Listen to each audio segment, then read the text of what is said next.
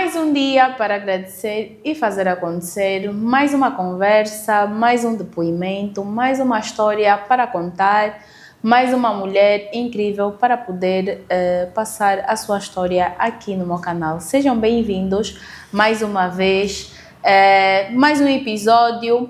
E não se esqueçam de se subscreverem no canal e ativarem o sininho. E antes de mais, agora irei pedir a minha equipa para passarem aí o IBAN, para vocês começarem a ajudar aí com o sentimento, para eu começar a dar um pequeno almoço assim agradável, mais atrativo para as minhas convidadas. E hoje trouxe a Jurelma Manjolo. É isso? Tá certo? Certo. Seja bem-vinda. Muito obrigada, Daniela Amor. A Jurelma, além de ser escritora, Certo. também é minha aluna, ela também faz parte da comunidade. E eu achei por bem trazê-la cá, porque eu sei que ela tem uma história para contar. Eu acho que todo mundo tem uma história para contar, seja ela triste ou seja ela feliz. E achas que a tua história é triste ou feliz? Acho que a minha história é feliz. É mais feliz do que triste. Isso é É um bom. conjunto de aprendizados. Então, considero ela feliz. Quem é a Jurelma? A Jura é uma jovem muito movida por valores, princípios. Além do que eu faço no dia a dia, na sociedade, além de escrever, além do meu trabalho, eu sou uma jovem que sempre sei o que eu quero e não me dou para qualquer coisa que esteja fora daquilo que é o meu alinhamento de valores. Então essa sou eu. Simples, também determinada, muito corajosa, porque já passei por cenários que exigiram isso de mim e eu acho que todo mundo passa por isso e está tudo bem. E pronto. Hoje eu sou uma versão muito mais nítida daquilo que eu já sonhei ser. Então, acho que estou na minha melhor versão.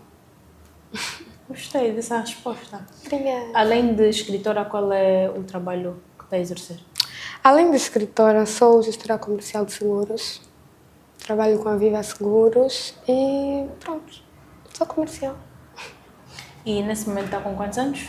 25 anos. 26, já completei 26 no mês passado. 26 anos de idade.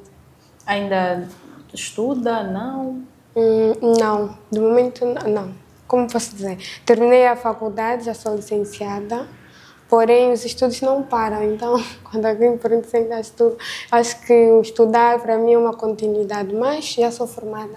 Tenho a licenciatura concluída, sou formada em Contabilidade e Finanças pelo Instituto Superior Politécnico Jean Piaget de Benguela. Ok. Yeah. Fez a publicidade também da universidade. Certo. E quem é a mulher por trás do livro que escreveu? Bem, eu sou uma jovem... Como posso dizer? Eu sou uma jovem muito simples. Algumas vezes complexas. Muito exigente comigo mesmo. Porém, eu não exijo o tanto que exijo de mim dos outros. Não porque não deveria ser assim, mas porque sou o tipo de pessoa que não deposita tantas expectativas o tempo inteiro. Prefiro ser aquilo que eu quero ver, tanto nas pessoas como no lugar em que eu me encontro. Eu sou do tipo, se eu quiser a excelência, eu faço. Eu demonstro a excelência que eu quero. Então, esse é o tipo de jovem que eu sou. Eu sou a jovem muito sonhadora, sempre norteada por um objetivo claro e que não faço absolutamente nada sem escrever antes de falar. Para mim, realizar alguma coisa, de certeza que antes foi escrito. E qual foi o momento da sua vida que mais lhe transformou?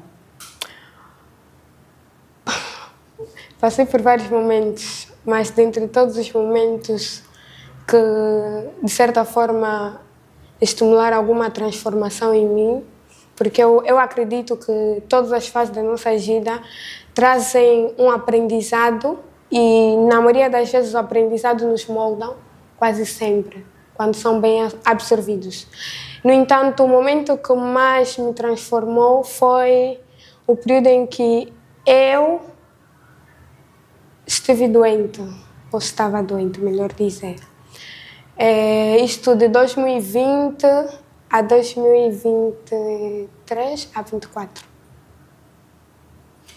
E nesta fase eu me redescobri, me reinventei, conheci uma versão de mim que eu não sabia que existia. Provei que eu sou capaz de suportar coisas que jamais passou pela minha cabeça que suportaria, e comecei a ver a dor, os processos, as fases difíceis como só mais uma fase. Hoje em dia, se alguém me pergunta o que é um dia ruim, é só mais um dia. O que é a vida é um conjunto de ciclos, de fases ruins. Mas, no meio de tudo isso, também tem fases boas. E, como eu disse anteriormente, todas essas fases trazem mudanças, trazem conhecimento que, quando bem absorvidos, podem, de certa maneira, causar algum impacto de mudança ou transformação naquilo que é o nosso caráter, naquilo que é a nossa performance. E como é que ganhou, ou de onde ganhou inspiração para escrever um livro? Sendo que o livro também tem um nome, que é Superação. Do nada, decidiu, alguém lhe aconselhou? Sempre foi amante de leitura? Nem sempre foi assim. Engraçado. Engraçado que nem sempre foi assim. Eu comecei a gostar da literatura, de leitura em particular, quando comecei a acompanhar os lançamentos e o trabalho de John Maxwell. Por sinal, a pessoa que me inspira, um líder excepcional para mim. Se eu tivesse que ter um mentor, de certeza eu lhe colocaria no top 1 como minha inspiração no mundo da literatura, no mundo da liderança, no mundo corporativo, entre outros. Eu aprecio bastante o trabalho dela. Foi dali que eu comecei a amar e acompanhar esse trabalho e ganhar o amor e cultivar o hábito de leitura. O primeiro livro que eu li foi de John Maxwell, causou em mim um impacto tão grande e tão real que eu sonhei algum dia causar o mesmo impacto para as pessoas que convivem comigo e para as pessoas que não me conhecem. Eu disse, eu serei o que eu estou eu serei aquilo que eu estou a sonhar neste momento. Porque sempre que eu leio um livro de John Maxwell, eu literalmente sonho. Eu aprendi a sonhar com aquele líder. O primeiro livro que eu li dele é A Arte de Influenciar Pessoas. Dali nasceu o meu amor pela liderança e pela literatura. De lá para cá não parei de ler, não só os livros de liderança de John Maxwell, mas outros livros. E ali surgiu o meu amor pela literatura em si. E sobre a escrita do meu livro, como perguntaste, não foi do amor à leitura que surgiu a ideia de escrever um livro. A princípio, eu comecei a escrever muito cedo, mas sempre fui a jovem que escreve só frases, só parafraseava, nada mais, não saía de frases.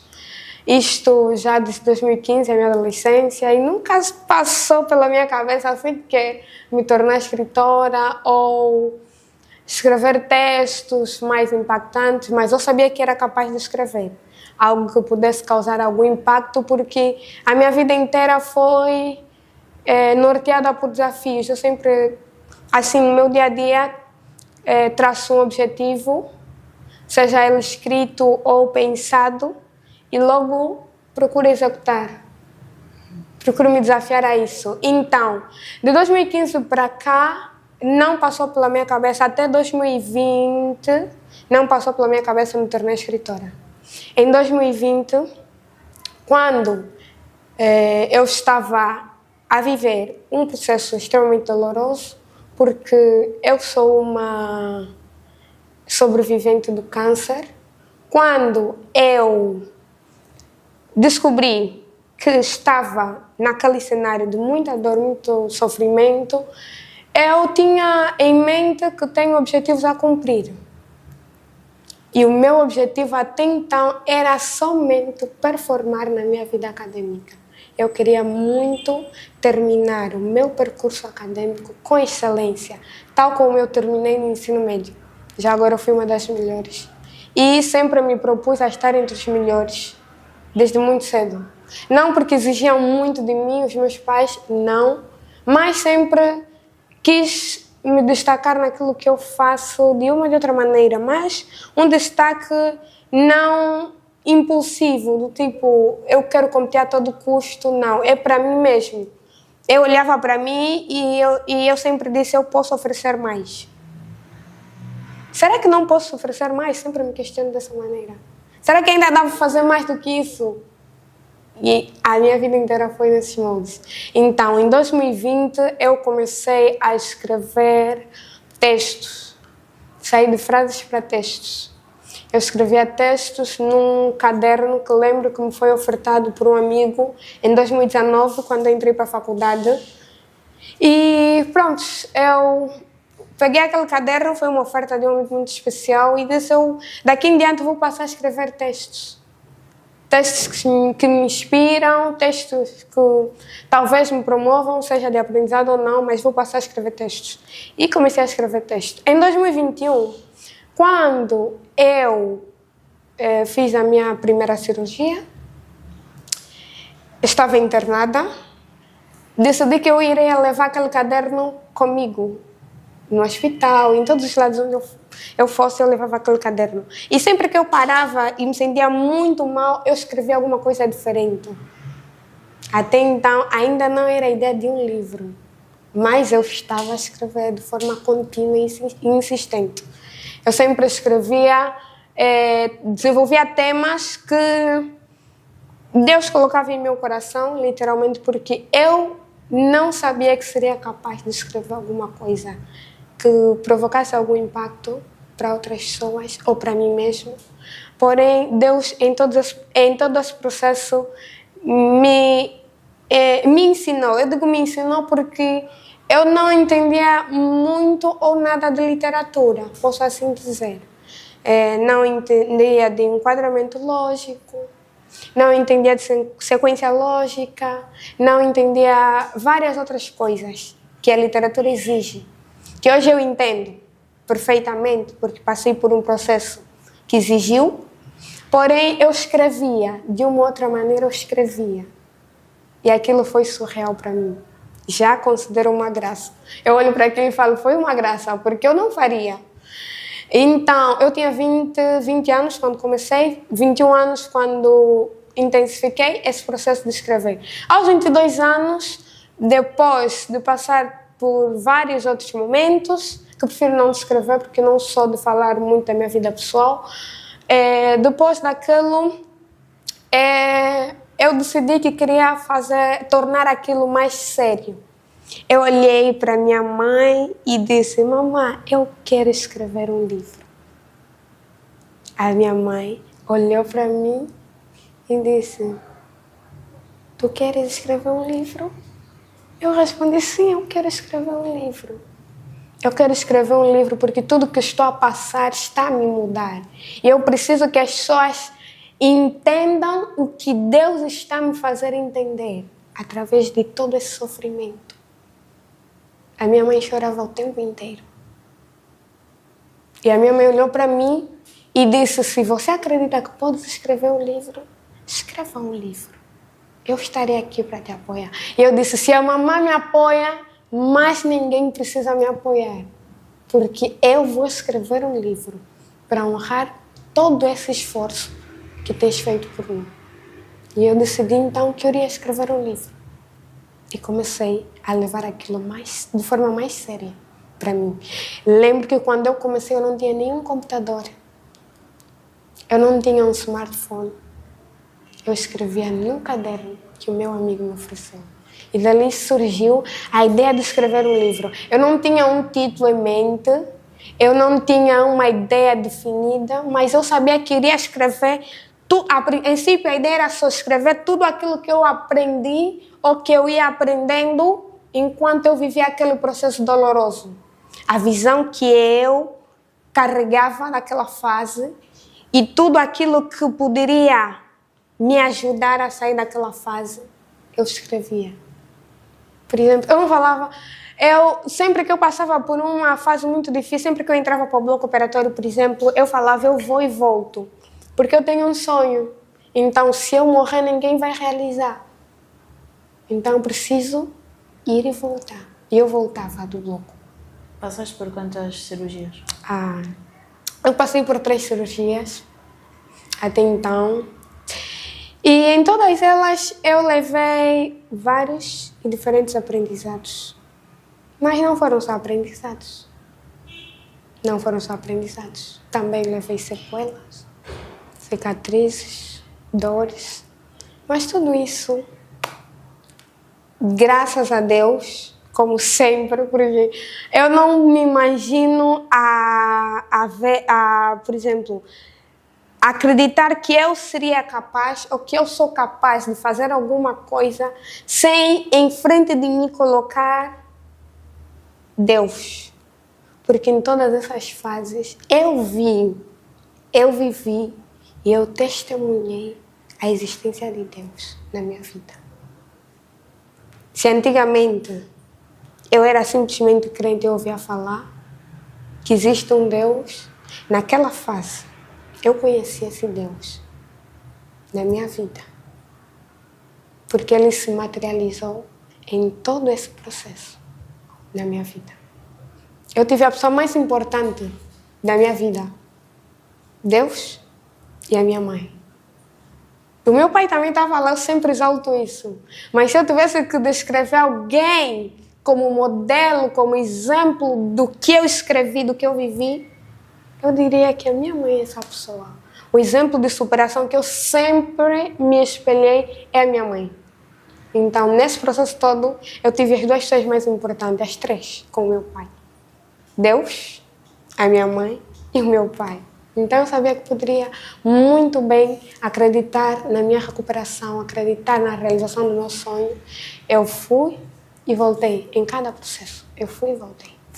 E qual é a principal mensagem que queres passar com esse livro? Com superação, eu quero passar uma mensagem muito, muito, muito clara. Como o título diz, é superação. Primeiro, eu procuro e sonho que todos os meus leitores entendam no superação que tudo na vida são fases. E que não existe absolutamente nada que não passa. Até os dias felizes passam. Os piores dias passam. Todas as fases, todos os momentos passam. Então, não sejamos pessoas que nos apegam à dor, ao sofrimento, pessoas que se fecham na amargura, no orgulho de não querer melhorar, não querer superar, não querer se reinventar. Somos seres moldáveis. E em todo o tempo podemos nos reinventar. E acima de tudo, que a nossa mentalidade muda todo e qualquer cenário. Não importa o que os outros dizem, não importa o que os outros creem sobre o que tu estás a viver. O que vai determinar, na verdade, a maneira como tu vais passar pela fase é a mentalidade que tu tens daquilo. Você só precisa crer para depois materializar. Porque este é o primeiro passo. E para isso, as pessoas precisam, de uma ou de outra maneira, desenvolver uma mentalidade de alta performance. É isso que atualmente eu entrego para as pessoas. Para tudo que eu faço, para tudo que eu mostro, para tudo que eu entrego, eu procuro trazer a mensagem que tudo são fases e que a nossa mentalidade sempre nos coloca no lugar exato. Sempre nos oferece o que nós merecemos e sempre nos dá o resultado que nós acreditamos que teremos. Então, esta é a principal mensagem de superação. Tudo são fases. E as fases passam. Como diz a primeira frase espelhada na capa do livro, entre erros e acertos, a vida simplesmente acontece. Porque a vida não é perfeição e sim superação. Nesta frase, eu dou um resumo daquilo que eu quero que as pessoas entendam. Que o primeiro point, vamos acertar ou podemos errar na nossa vida. Porém, acertando ou errando, a vida não vai parar. Porque nós acertamos, porque nós erramos. A vida não vai parar. Porque nós vencemos uma fase. A vida não vai parar porque nós perdemos uma fase. A vida não vai parar porque fizemos uma escolha errada. A vida vai continuar.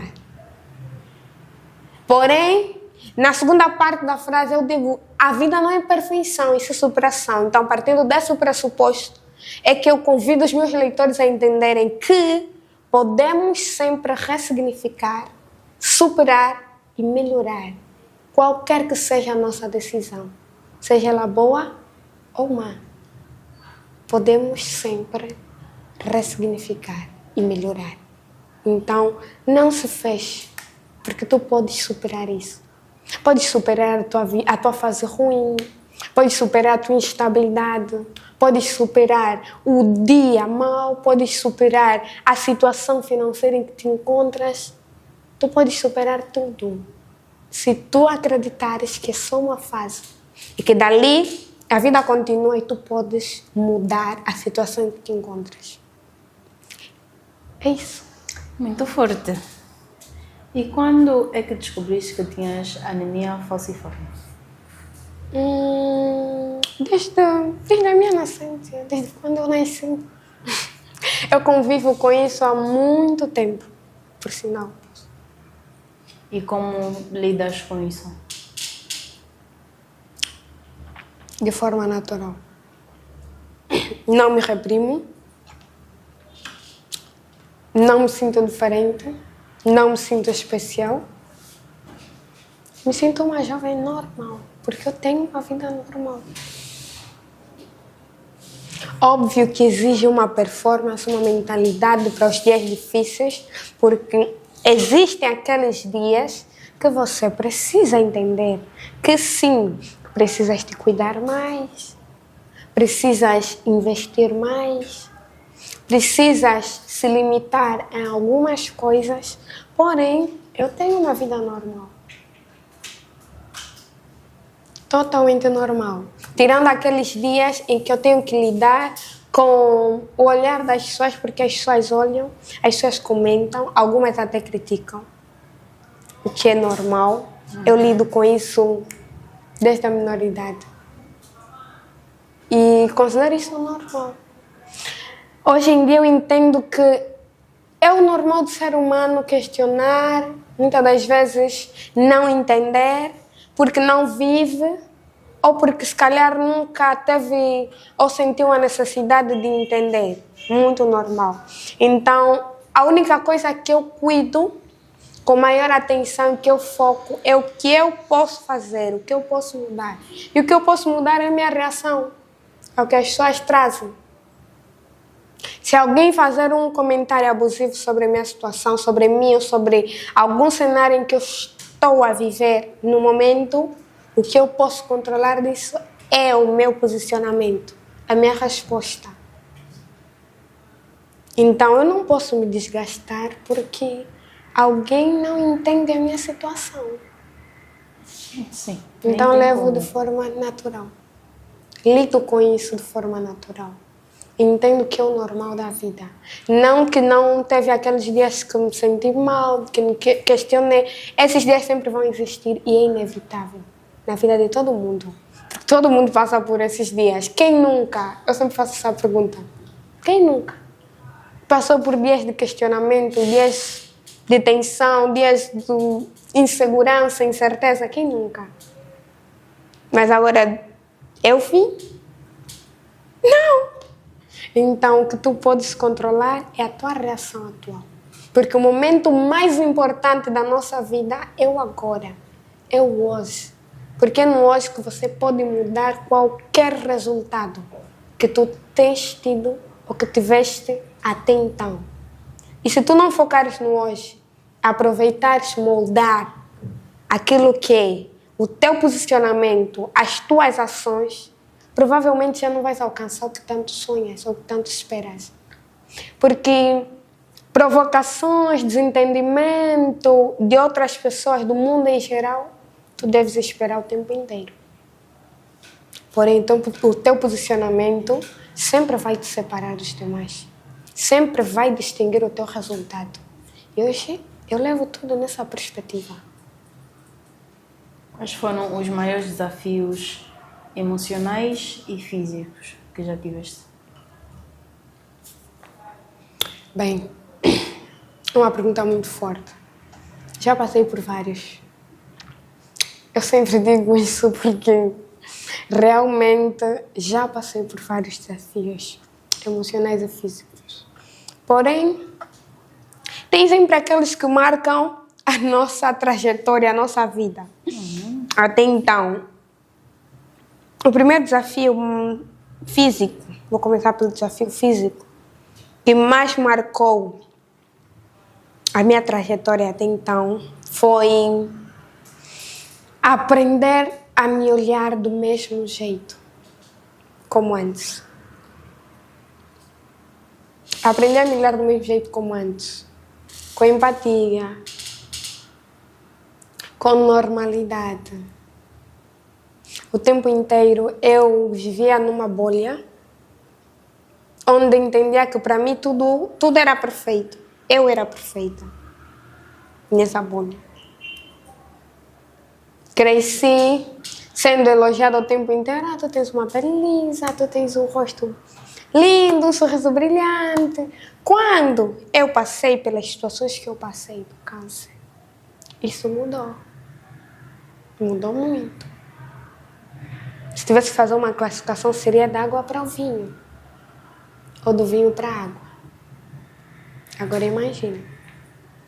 Eu olhava no espelho, sorria, não era a mesma coisa. Houve fases em que eu precisei treinar em frente a um espelho o meu sorriso, a maneira como eu falo. E tudo isso mexeu muito com a minha estrutura psicológica, emocional, espiritual e física.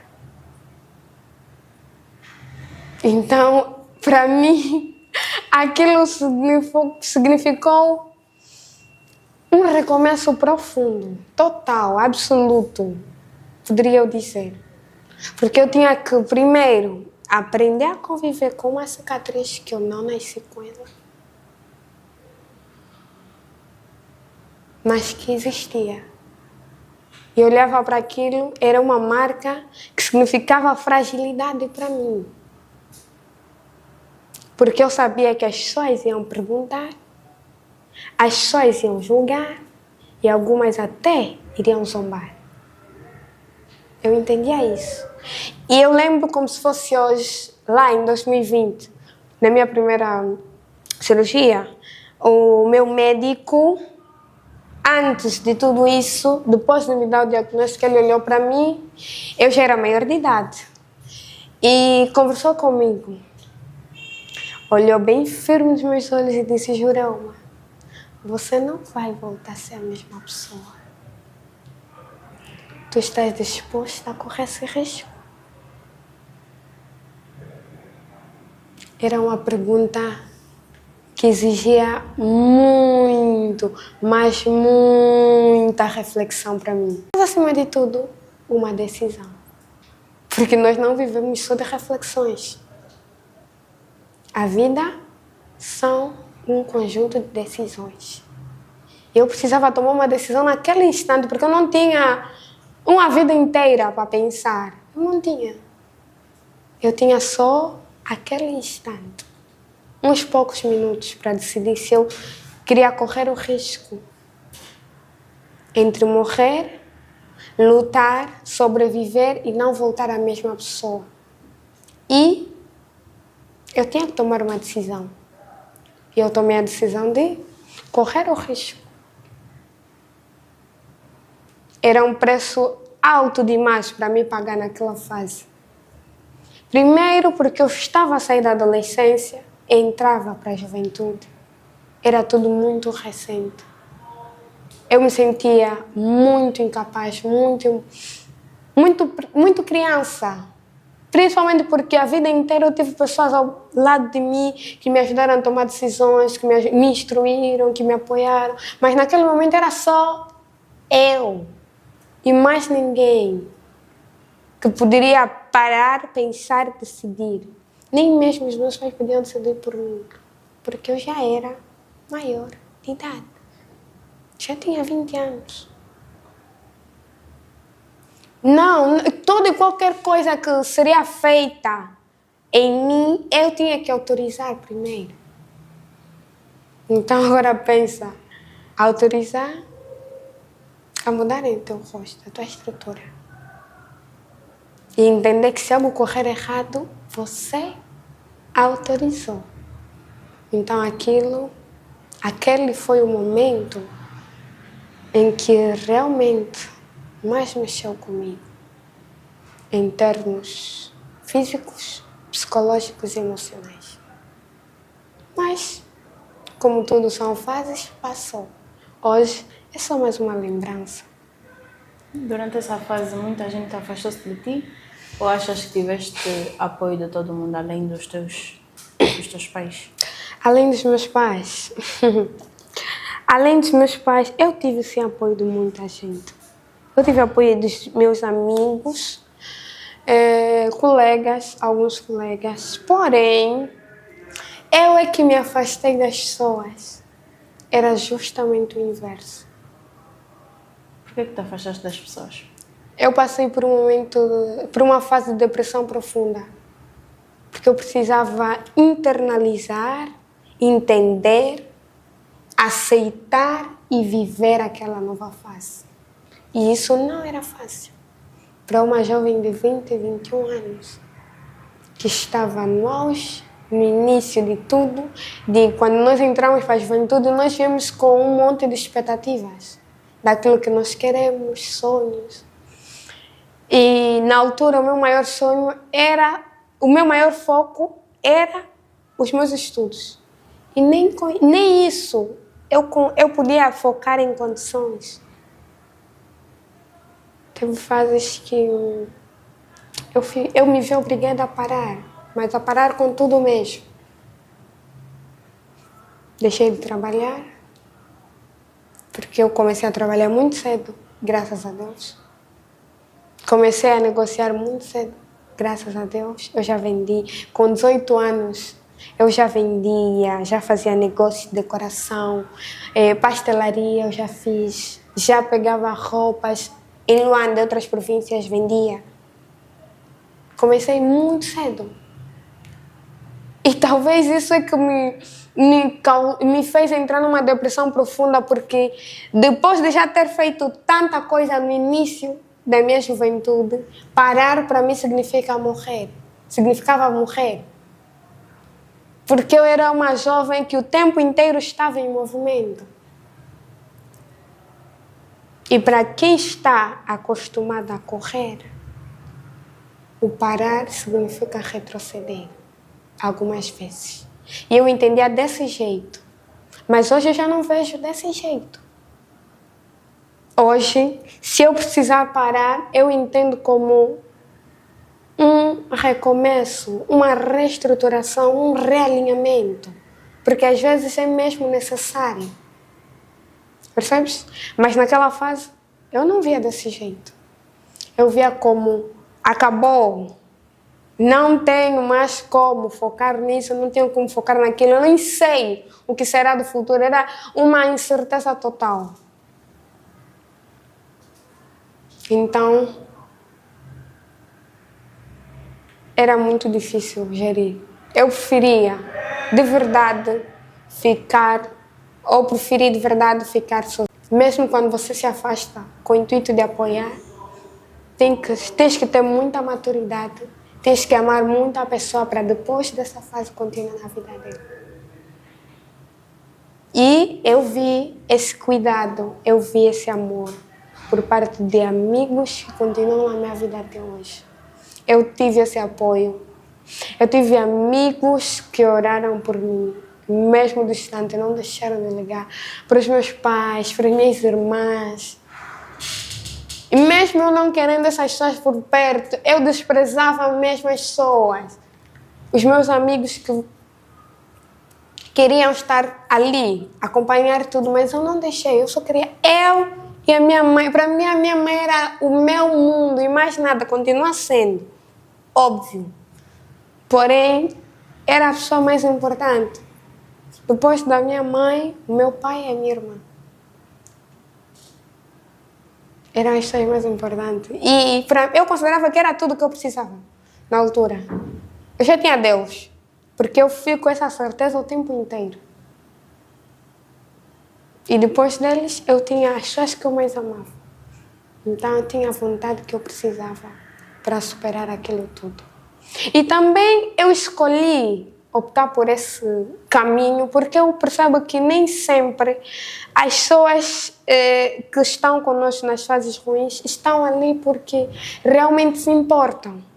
Eu entendo isso. Então, por meio das dúvidas, eu prefiro sempre salvaguardar a minha vida e me cuidar em todos os aspectos. Então, quanto mais reservada eu fosse naquela fase, melhor para mim. Era a melhor decisão que eu achei naquele momento. E não me arrependo de nada. Os que foram, graças a Deus. Ebenezer. Deus sabe. Os que continuaram, Deus seja louvado. Eu amo todos eles. Gostaria de saber como conheceste a comunidade DEA? Eu conheci a comunidade DEA pela internet mesmo. E por que decidiste entrar para a comunidade? Particularmente.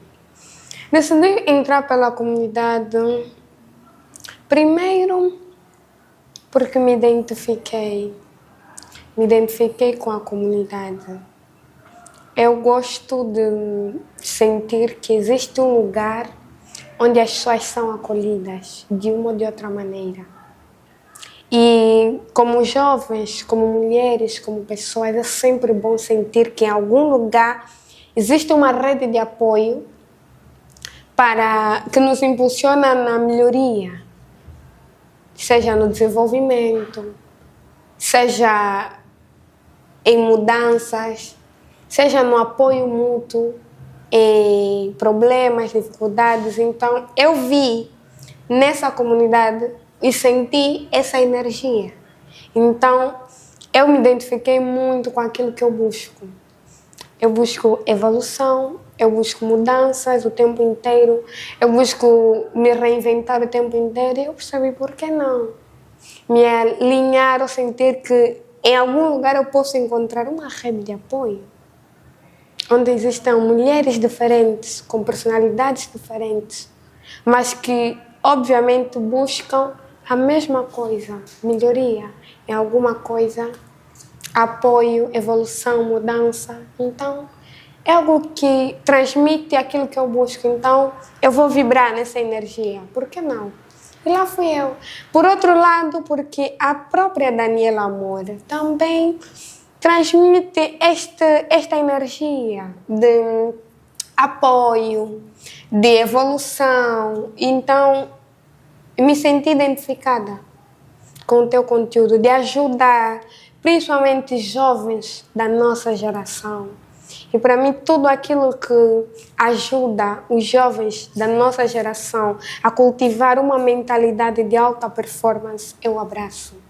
Eu abraço porque são ideias louváveis, iniciativas que mais pessoas devem ter, mas que infelizmente poucas têm. Então, se existem as poucas que têm, nós podemos apoiar e devemos abraçar sempre. Então, a tua comunidade é louvável.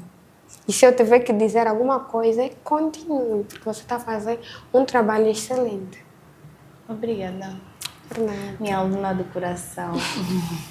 Tem algum momento da comunidade que guardas uma palavra, se calhar motivacional, que já ouviste na comunidade, que levas contigo todos os dias? Já guardei vários momentos bons e difíceis por causa dos treinos. Dos treinos, mas assim, se eu tivesse que lembrar um momento que eu me identifiquei muito, que eu considerei bom, alguns momentos são os momentos de partilha de experiência lá na comunidade, troca de ideias. Algumas delas, posso dar exemplo de conversas com a nossa psicóloga. É muito diferente. Você sente o cuidado, o amor, o incentivo que muitas das vezes nos faltam. Porque os dias são muito difíceis, os dias são corridos, e nós temos a tendência de quase sempre, quando estamos cansados, adiar e negociar uma ou outra tarefa. Eu acho que isso é o típico do ser humano. E está tudo bem. Porém, deixei de negociar esse lado, quesito, cuidar da minha saúde física, de praticar exercícios físicos com mais detalhes, porque me juntei mesmo à comunidade. Isso me incentivou bastante. Hoje, eu posso não aparecer um outro dia, mas eu não deixo de treinar, já consigo treinar em casa. Por causa desse incentivo. Antes eu tinha uma preguiça horrorosa. Posso assim dizer. Já consigo, se calhar, ligar o YouTube, ver um treino, acompanhar, para não fazer as coisas de forma aleatória. Já consigo memorizar de que é mesmo para o meu bem. Eu preciso melhorar, preciso manter o que já conquistei até aqui. E de lá para cá, desde que entrei nisso, eu consigo me sentir abraçada nesse quesito. E isso me ajudou muito. Então, assim, mesmo que antes eu tenha treinado, agora continua a ser muito melhor. Devido à tua condição física, que impacto o exercício físico teve na tua autoestima? Um impacto muito positivo. Eu ainda não alcancei, talvez, o corpo dos sonhos. Todo mundo tem um corpo dos sonhos, também não sei qual. Qual é o teu corpo dos sonhos? Não sei qual. Eu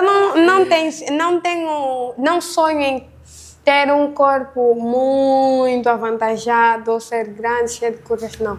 Eu amo a ideia de ser magra porque eu considero o corpo slim o corpo da riqueza. Esta é a ideia que eu tenho na minha cabeça. Eu penso que é isso, que já ninguém vai mudar mais essa ideia. Eu considero o corpo slim o corpo da riqueza. Porque raramente vais encontrar pessoas ricas, bem-sucedidas, gordas. Não é falar de forma ignorante. Desculpa aí, porque existe. Não é também menosprezar outras pessoas ou não. E eu ganhei esse apego, esse gosto pelo corpo slim. Mas para mim, se eu tiver um corpo slim definido, bem estruturado, melhor. Então, agora, o meu objetivo é esse. É ver o meu corpo slim definido, estruturado. E quanto aos benefícios, aumentou muito na minha autoestima. Inclusive, eu hoje me posiciono melhor, ando melhor, tenho uma estrutura melhor, uma aparência mais convincente, mais ereta, posso assim dizer, que antes não tinha. E isso tudo influenciou muito para o aumento da minha autoestima.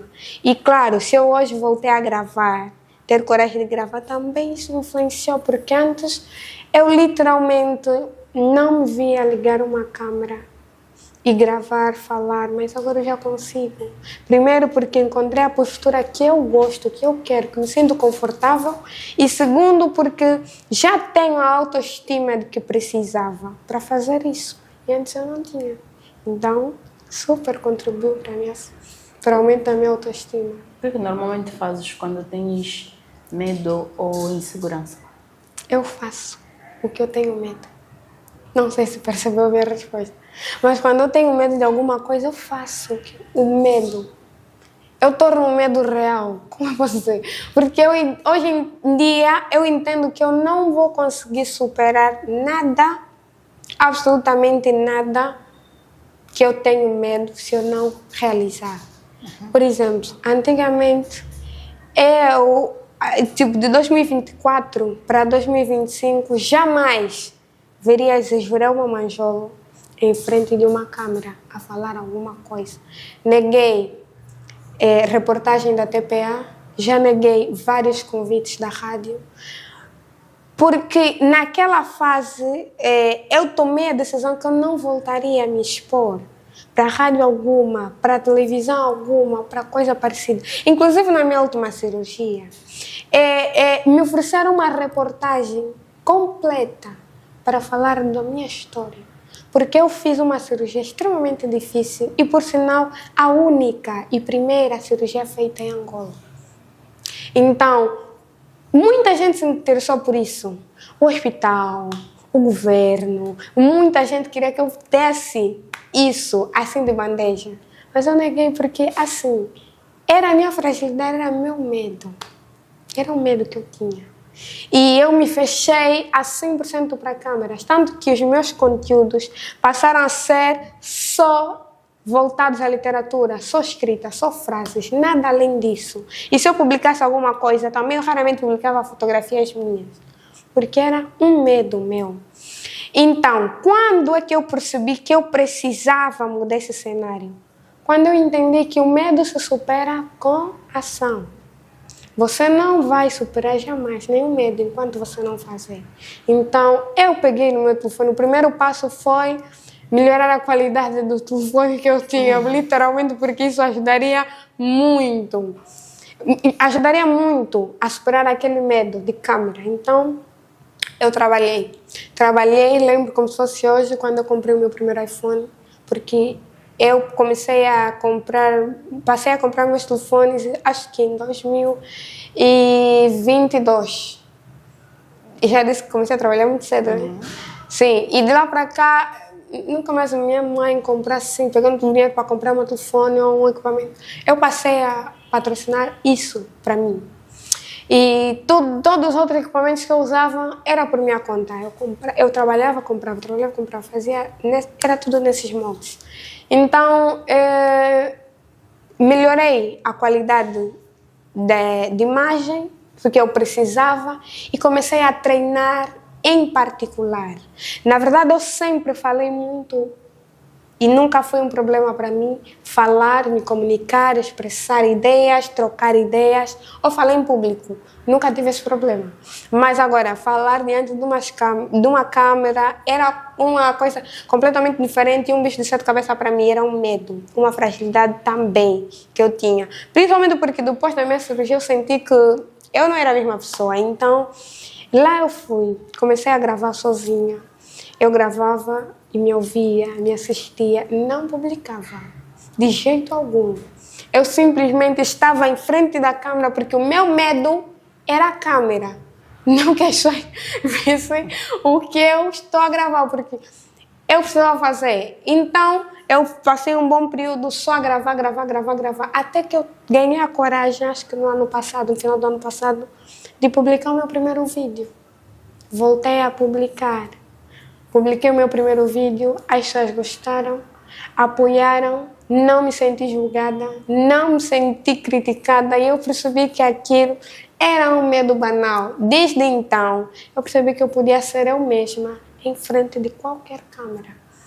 Então, depois de perceber isso, voltei a aceitar minha primeira reportagem. Quando eu dei para a TPA, aceitei o convite do meu médico, dei a minha primeira reportagem e correu tudo bem. De lá para cá, não parei com as câmeras. Já não me sinto mal por um ou outro defeito meu, porque assim eu entendo que somos seres imperfeitos. E os medos que nós carregamos, porque todo mundo carrega um medo, isso é inevitável e inegociável, eles existem para serem superados. É que nem os problemas.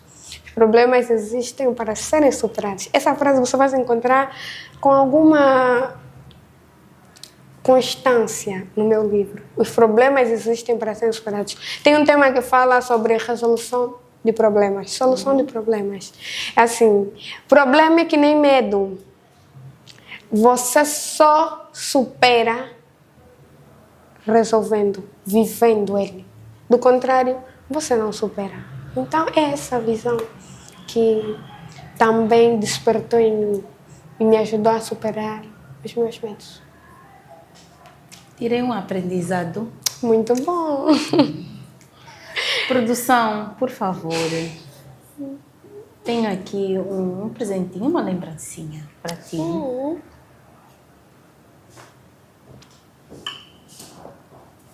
E não se esqueçam, obrigada produção. Uau. E não se esqueçam, vocês que estão a ver essa conversa com a Jurelma e entre outras conversas que se calhar já tenham visto, temos aí vários vídeos disponíveis, várias conversas, vários depoimentos maravilhosos, várias histórias que diversas mulheres aceitaram estar aqui comigo para falar um bocadinho da sua história. Ajudem aí, uma vaquinha, um sentimento, 500, 1000, consoante a vossa disponibilidade. Certo. Irá ajudar para melhorarmos aqui a nossa conversa, o nosso pequeno almoço, o nosso coffee break para as nossas convidadas. Muito bom. Aqui está a Jurelma. Muito obrigada. Eu espero que gostes. Se quiseres, podes abrir agora. Posso? Podes. Obrigada. É algo que eu acho que não tens. Ai, que lindo. Posso mostrar? Que lindo. Agora estamos na fase do cassino, já temos uma camisola da DA. Que lindo. Já falaste do cinema. Já podes usar lá no cinema, faz um bocadinho de frio. Por acaso, posso dar um abraço? Pois sim. Um presente. Obrigada. Ainda bem que gostaste. Amei. Muito obrigada. Muito grata. De nada. É muito lindo, por acaso. Ainda bem que gostaste. E bem confortável. Macio. Eu gostaria que deixasses um conselho para alguém que esteja a passar por um momento delicado. Falo de maneira geral, não falo só de uma doença, uma cirurgia, Certo. mas alguém que não consegue lidar da melhor maneira. E tu falaste muito sobre superação, que também é o teu livro. Certo. O que é que tu achas principalmente se for um jovem que não consegue lidar da melhor maneira? Se for um jovem, o primeiro conselho que eu daria é que existe muita vida para ser vivida. Esse é o primeiro conselho que eu daria. É necessário que tu percebas algo muito importante, que até nos piores dias das nossas vidas, mas eu falo isso com uma certeza enorme, até nos piores dias das nossas vidas, a vida é uma coisa espetacular de se viver. E quando nós nos agarramos a essa certeza da vida, a visão que nós temos sobre quase tudo já muda. E segundo, essa fase que tu estás a viver não será eterna. Isso é uma certeza. Não estou aqui para parafrasear, nem te motivar, tampouco. Isso é uma certeza. Posso te garantir. É só uma fase. E enquanto essa fase passa, o meu conselho para você é não parares na fase. E quando se fala de não parar na fase, eu desafio mesmo as pessoas a se reinventarem, a não se conformarem com a dor, a não se deixarem sufocar com o sofrimento. Não sei se vocês estão a perceber o que eu quero transmitir. Assim, Sim. estás doente, vamos dar um exemplo. Tu tens 1001 chances de recuperar. Até na pior fase do diagnóstico. Tens 1001 oportunidades. Tome os medicamentos, se exercite, se alimente, busque obedecer tudo aquilo que o médico diz. Acredite na tua recuperação. Estás sem dinheiro, faça negócio, peça dinheiro, vende qualquer coisa, se reinvente, crie ideias que possam te gerar dinheiro. Tens coisas que, acredito eu, tens alguma coisa que vale alguma coisa, venda. Consiga algum dinheiro, faça mais dinheiro. Não estás no teu emprego dos sonhos, faça formações, procure estágios, busque desenvolver qualidades que vão te habilitar a mais. Percebes? Em todo o tempo você pode se reinventar. Evolua de uma ou de outra maneira. Só não pare na fase. Esse conselho eu dou para absolutamente todos os jovens da minha geração. Se tu tiveres essa mentalidade de alta performance, não terá absolutamente nada. Nada, Daniela, amor, isso eu posso te garantir, que vai te deixar no chão. Eu sempre digo assim, nós pertencemos à linha de chegada. Eu digo para mim mesmo, olho para mim no espelho e digo, eu pertenço à linha de chegada. Eu posso não estar na linha de chegada agora, mas só por eu entender que eu pertenço à linha de chegada, é que eu trabalho arduamente, todos os dias, em todas as fases, para chegar no meu lugar, no lugar onde eu pertenço. Essa é a lei do merecimento. Quando nós acreditamos que nós merecemos, o universo nos entrega. O universo conspira ao nosso favor. E tudo o resto, à nossa volta, tudo o resto, tudo, vai se moldando à nossa crença, ao nosso trabalho. Não pare na fase, continue em movimento. Esse é o maior conselho que eu poderia dar para qualquer jovem, para qualquer pessoa. As que não acreditam, Eu sou exemplo disso. Porque podem acreditar que se eu me deixasse triste, se eu vivesse de pena, ninguém vive de mimimi, para já. Coloca isso na cabeça. Tu não és o único que sofre. Esquece isso. Está todo mundo a viver uma crise existencial, está todo mundo a viver um problema. Hoje em dia, ainda mais. Está todo mundo à beira de um colapso, acredita, porque até a pessoa que está sempre com um sorriso no rosto passa por um momento de muita tensão. E isso você não vê. Literalmente. E ninguém precisa ver. Se bem que é necessário algumas vezes descansar, pedir ajuda, recomeçar, recalcular a rota, porém, continue em movimento. Esse é o maior conselho que eu poderia dar. Estar em movimento é se reinventar, é buscar melhoria, é acreditar, é trabalhar, é dar o seu melhor até na pior fase. Entender que isso é só uma fase, não tens agora, não estás lá agora, mas vais conseguir. E depois, a mais importante escolha para os jovens da minha geração é que tenham Cristo no centro das vossas vidas. Quem tem Deus já tem 90% de chance garantida. Porque para alguém que acredita na existência de um Deus, não se deixa abalar pela circunstância. Ou vencer pela circunstância, porque o se deixar abalar é inevitável. Nós podemos até nos abalar, mas agora se deixar vencer pela circunstância, não. Quem acredita na existência desse Deus invisível, não se deixa vencer. Então você já tem meia luta garantida, meio sucesso garantido. Você só precisa acreditar e trabalhar, porque nada vem de bandeja. Você precisa mesmo trabalhar. Vai suar, vai se cansar, porém vais conseguir chegar lá. Com essa mentalidade de alta performance e trabalho árduo, vais conseguir chegar lá. É só isso. Um brinde à vida por teres aceito dar o teu depoimento, contar a tua história. Obrigada.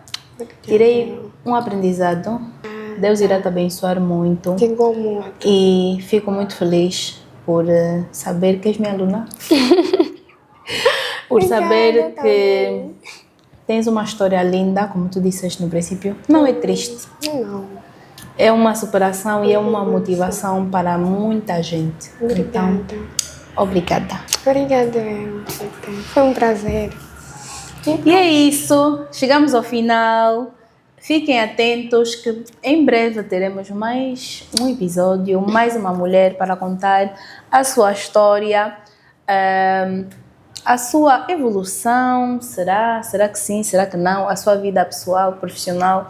Quem será a próxima convidada que vocês acham que estará aqui comigo? Deixem-me nos comentários que eu quero saber. Ou também podem dar a vossa sugestão de uma mulher que vocês acham que deveria ter uma conversa aberta aqui comigo.